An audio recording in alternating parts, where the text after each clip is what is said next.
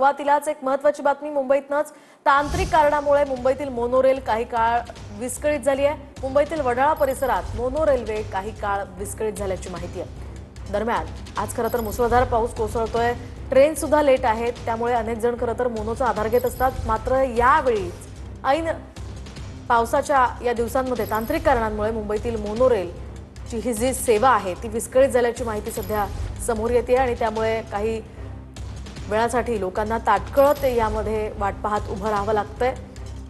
मुंबईतल्या वडाळा परिसरात ही मोनो रेल्वेची सेवा विस्कळीत झाल्याची सध्या माहिती आहे आणि त्यामुळे ही मोनो रेल्वे इथेच थांबून आहे। बऱ्याच वेळापासून ही रेल्वे इथेच थांबून असल्याची माहिती समोर येते। तर मागच्या वेळी सुद्धा मुसळधार पावसामुळे लोकल सेवा विस्कळीत झाली होती आणि त्यामुळे अनेक जणांनी मोनोरेलचा आधार घेतला। मात्र अशा या संकटकाळीच अतिरिक्त प्रवासी यामध्ये झाल्यानं मोनो रेल्वे बराच वेळ बंद पडली होती, त्यामुळे अनेकांना त्रासाचा सामना करावा लागला। सध्या अग्निशमन दलानं अडकलेल्या लोकांना बाहेर काढल्याची ही माहिती मिळते। तांत्रिक कारणामुळे मुंबईतील मोनो रेल्वेची ही सेवा सध्या विस्कळीत झाली आहे।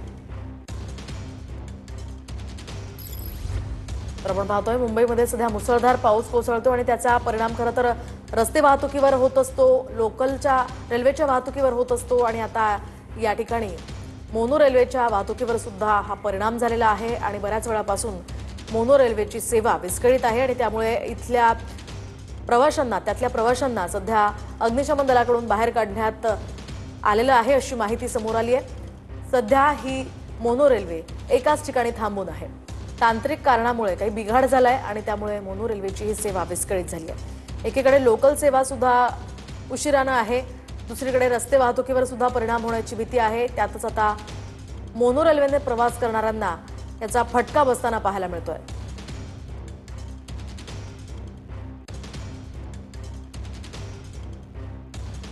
तर आपण पाहतोय मुंबईमध्ये सध्या पावसाची संततधार सुरू आहे। काही ठिकाणी मुसळधार आहे तर काही ठिकाणी पावसानं काहीशी उसंत घेतली आहे। मात्र तरी सुद्धा आज आठवड्याचा पहिलाच दिवस असल्यामुळे वाहतुकीवर याचा परिणाम होतोय। तांत्रिक कारणामुळे इथे आपण पाहतोय मोनो रेल्वेची ही सेवा विस्कळीत झालेली आहे। दुसरीकडे लोकल सेवा सुद्धा विस्कळीत झाल्याची माहिती आहे। लोकल सेवा उशिरानं आहे। अधिकची माहिती आपण जाणून घेऊयात आमचे प्रतिनिधी कृष्णा सोनार वाडकर यांच्याकडून। कृष्णा, काय सांगाल, मोनो रेल्वेची सेवा विस्कळीत झाल्याची सध्या माहिती मिळते? मोहिनी, मी आता सध्या वडाळा परिसरामध्ये आहे आणि इथे आपण पाहतोय मोनोरेल जी आहे ती काही तांत्रिक कारणामुळे बंद पडलेली होती आणि त्यामुळे अग्निशमन दलाला सुद्धा पाचारण करण्यात आलेलं होतं। आतमध्ये असणाऱ्या लोकांना खाली उतरवून दुसऱ्या एका मोनोमध्ये शिफ्ट करण्यात आलेलं आहे आणि या मोनोरेलच्या ट्रॅकवरती आपण पाहतो की दोन्ही मोनोरेल जे आहे ते आता एकाच ट्रॅकवरती पाहायला मिळत आहेत। खरं तर दुसरी मोनोरेल जी आहे ती लोकांना त्या शिफ्ट करण्यासाठी बोलवण्यात आलेले होते आणि अग्निशमन दलाच्या गाड्या सुद्धा या ठिकाणी पाहायला मिळत आहेत। या ठिकाणी रेस्क्यू ऑपरेशन जे आहे ते सुद्धा पार पडलेलं आहे। रात्रभर मुंबईमध्ये पाऊस पडतोय आणि सकाळपासून सुद्धा पावसाची रिमझिम पाहायला मिळते आहे। त्यामुळे बरीचशी जी वाहतूक सेवेची वेगवेगळी साधनं आहेत ती विस्कळीत होताना पाहायला मिळतात। मात्र मोनोरेल काही तांत्रिक कारणामुळे वडाळा परिसरामध्ये बंद पडलेली होती आणि त्यानंतर जे सकाळच्या वेळेला नोकरदार वर्ग जो कामावर जाण्यासाठी मोनोरेलचा वापर करतो तो खरं तर ट्रॅकवरती अडकून पडलेला होता।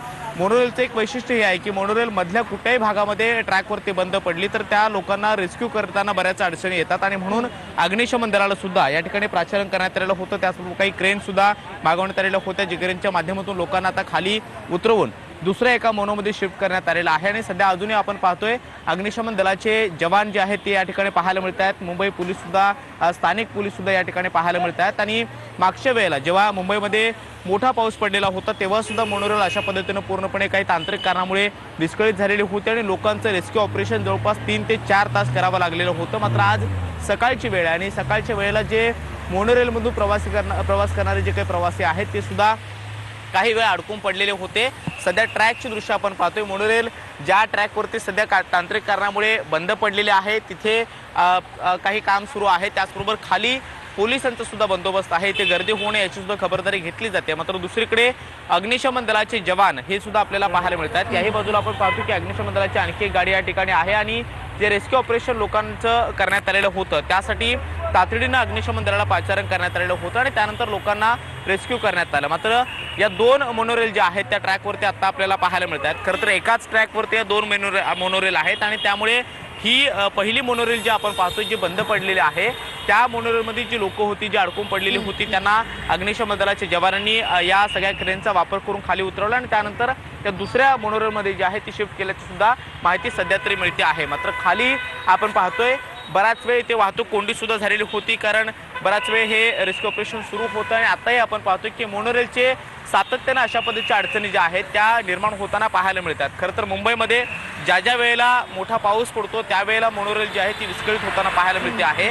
मागच्याच महिन्यामध्ये जेव्हा मुंबईमध्ये मुसळधार पाऊस पडलेला होता, त्याचबरोबर लोकल सेवा पूर्णपणे विस्कळीत झालेली होती, तेव्हा मोठ्या संख्येनं मोनोरेलनं प्रवास करणाऱ्या प्रवाशांची संख्या अधिक होती आणि त्यावेळेला सुद्धा अशा पद्धतीनं मोनोरेल जी आहे ती पूर्णपणे बंद पडल्याचं पाहायला मिळालेलं होतं। तांत्रिक कारणामुळे मोनोरेल पूर्णपणे ठप्प झालेली होती, मात्र जी लोक आतमध्ये अडकून होती त्यांना खरं तर रेस्क्यू करावं लागलेलं होतं, कारण काही जणांनी काचा फोडून श्वास घेण्याचा प्रयत्न केलेला होता, कारण मोनोरेल पूर्णपणे बंद पडल्यामुळे एसी सुद्धा मोनोरेल मध्ये बंद झालेला होता। मात्र आताही आपण पाहतोय ही मोनोरेल जी आहे ती वडाळा परिसरामध्ये तांत्रिक कारणामुळे बंद पडल्याचं पाहायला मिळतं आहे आणि सध्या इथे अग्निशमन दलाचे जवान त्याचबरोबर जे काही तांत्रिक काम करणारे थोडंसं थांबवतोय, या संदर्भातले अपडेट्स तुमच्याकडनं घेत राहणार आहोत। तुर्तास धन्यवाद दिलेल्या या माहितीसाठी।